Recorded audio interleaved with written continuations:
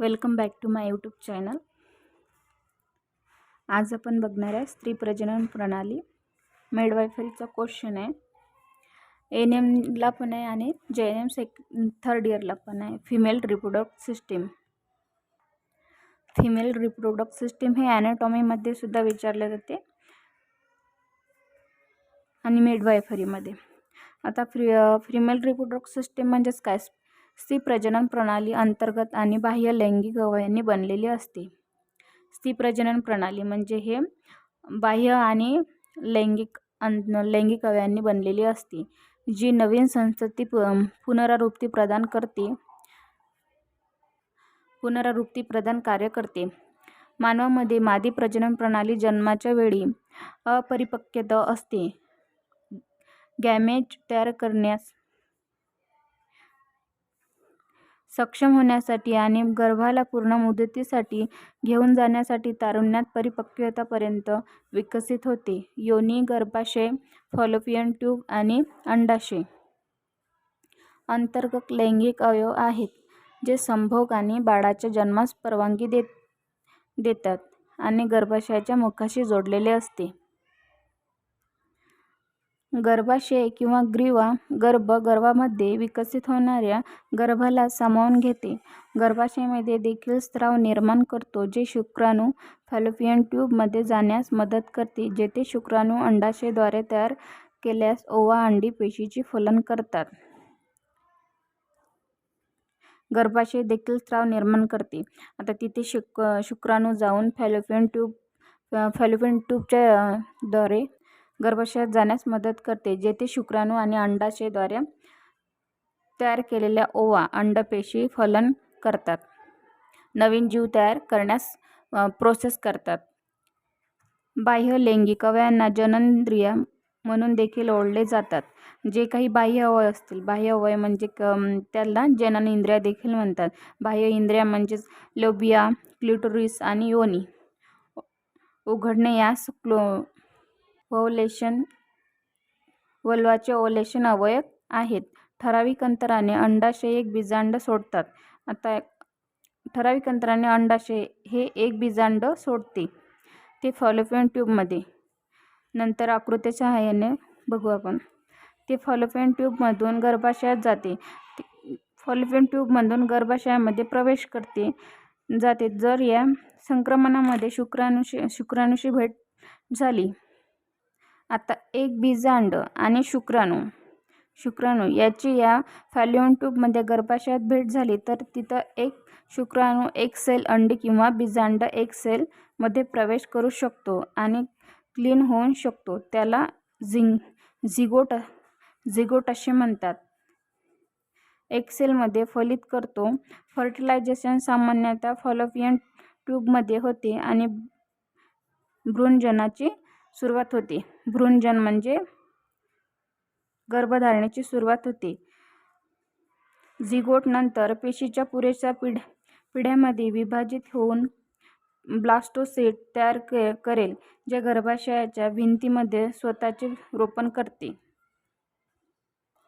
बाळाला जे प्रोटेक्शन करतात म्हणजेच प्लॅसेंटा, ब्लास्टोसिस्ट गर्भाचे प्रोटेक्शन करते. ते बाळांना कोणतीही हानी पोहोचू देत नाही. त्याला ब्लास्टोसिस्ट असे म्हणतात. यामुळे गर्भधारणेचा कालावधी सुरू होतो आणि पूर्ण मुदतीपर्यंत गर्भाचा विकास होते. आता त्या प्रोसेसमुळे गर्भाशयाचा कालावधी सुरुवात होते. आणि त्या मुदतीपर्यंत गर्भाशयाचा विकास होण्यास सुरुवात होईल. पुढं जसं बाळ मोठं होत जाते तसे त्याचे विकास होत जातो. गर्भाशयाच्या बाहेर टिकून राहण्यासाठी पुरेसा विकसित होतो, तेव्हा गर्भाशयाचे मुख पसरते. गर्भाशयाचे मुख जसा बाळाचा आकार हा मोठा होत जातो, तसं गर्भाशयाचे मुख हे पसरते, म्हणजे मोठे होत जाते. आणि गर्भाशयाचे आकुंचन हे नवजात बाळाला जन्म कालव्याच्या द्वारे योनी मार्गातून पुढे नेते. गर्भाशय, युटरस. सस्तन प्राण्यातील मादीमध्ये पोटात असलेला प्रजननाचा अवयव हा अवयव इंग्लिश भाषेमध्ये टी अक्षराचा असतो.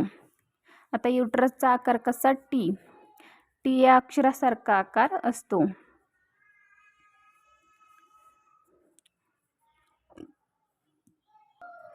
वरच्या दोन बाजूस गर्भनलिका.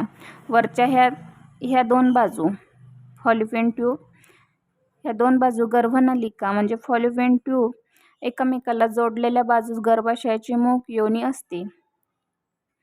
यांना जोडलेले योनीचे मुख असते. फॉलोपियन ट्यूब आणि अंडाशय हे दोन लैंगिक अवयव आहेत. अंडाशय आणि फॉलोपियन ट्यूब हे बाळाच्या जन्माच्या वेळेस महत्त्वपूर्ण कार्य करते. बाळाचा जन्म होण्यास ते मदत करते. आता प्रजननाच्या हेतूने कार्य करणाऱ्या मानवी प्रजनन संस्थेतील स्त्री प्रजनन संस्था भाग असलेला हा अवयव आहे. फलित बीजांड गर्भ रुजवणे, सुरक्षित वातावरणात वाढवणे व योग्य कालावधीनंतर प्रसूतीची प्रक्रिया घडवून तो बाहेरच्या जगात सोडणे ही त्याची कामे असतात. तर गर्भाशयाचे कार्य काय तर स्त्री प्रजनन संस्था म्हणजे त्यातील जो भाग अवयव आहेत फलित बीजांड गर्भ रुजवणे गर्भाशय काय करते तर गर्भ रुजवणे, सुरक्षित ठेवणे आणि त्याला वाढवणे, योग्य कालावधीनंतर प्रसूतीची प्रक्रिया घडवून त्या प्रक्रियेला बाहेर पाडणे असं गर्भाशयाचे कार्य असते.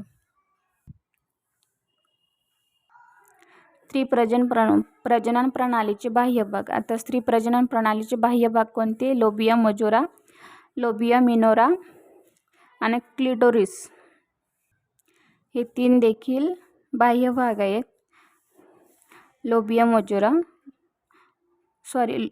लोबिया मिनोरा आणि क्लिटोरिस. आतील भाग योनी. नेक्स्ट व्हिडिओमध्ये आपण स्त्री प्रजनन प्रणालीचे बाह्य भाग आणि आतील भाग घेऊ. तसेच व्हिडिओ आवडल्यास लाईक करा. तुम्हाला जर व्हिडिओ हेल्पफुल वाटला असेल तर चॅनलला सबस्क्राईब करायला विसरू नका. थँक्यू.